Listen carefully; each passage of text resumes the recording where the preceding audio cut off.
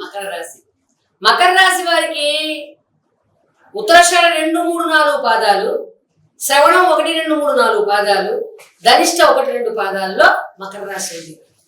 కాబట్టి గురువు ఏప్రిల్ 30 దాకా 4వ స్థానంలో రజితమూర్తి, తర్వాత పంచమంలో సువర్ణమూర్తిగా, శని సంవత్సరం అంతా ద్వితీయంలో సువర్ణమూర్తి, రాహుకేతువులు సంవత్సరం అంతా 3, 9 రజితమూర్తులుగా ఉన్నారు. అంటే గురుశనులు పాపులు, కేతు వచ్చరం అంతా శుభుడు, జూలై 7 నుంచి రాహు శుభుడు.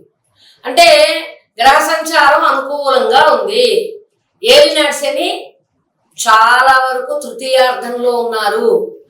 కాబట్టి గత సంవత్సరం కంటే సంవత్సరం చాలా బాగుంది. ఆరోగ్యాలు బాగుపడిపోతాయి, ఆర్థిక కార్యక్రమాలు చాలా బాగుంటాయి, అవసరాలు తగ్గట్టుగా సర్దుబాట్లు ఉంటాయి, ఇల్లు, వస్తువులు, వాహనాలు అన్ని కొనుక్కుంటారు.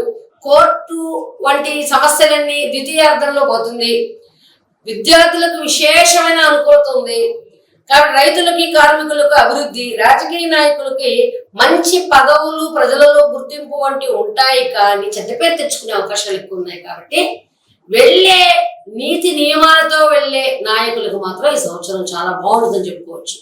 ఇక్కడ అనుకున్న పనులన్నీ అయిపోవడానికి శనికి ఈశ్వరుడు రుద్రాభిషేకం, శనికి తైలాభిషేకం, శని త్రయోదశి వచ్చిందంటే ఖచ్చితంగా చేయండి.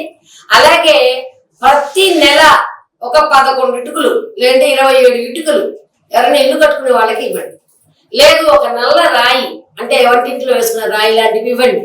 అలాంటివి ఎవరైతే గృహ నిర్మాణం చేపడుతున్నారో వాళ్ళకి కానీ మీరు కానీ దానం ఇవ్వగలిగితే, దానంగా సహాయం చేయగలిగితే మీకు మంచి ఫలితాలు సంవత్సరం అంతా ఉంటాయని చెప్పడానికి సందేహమే లేదు.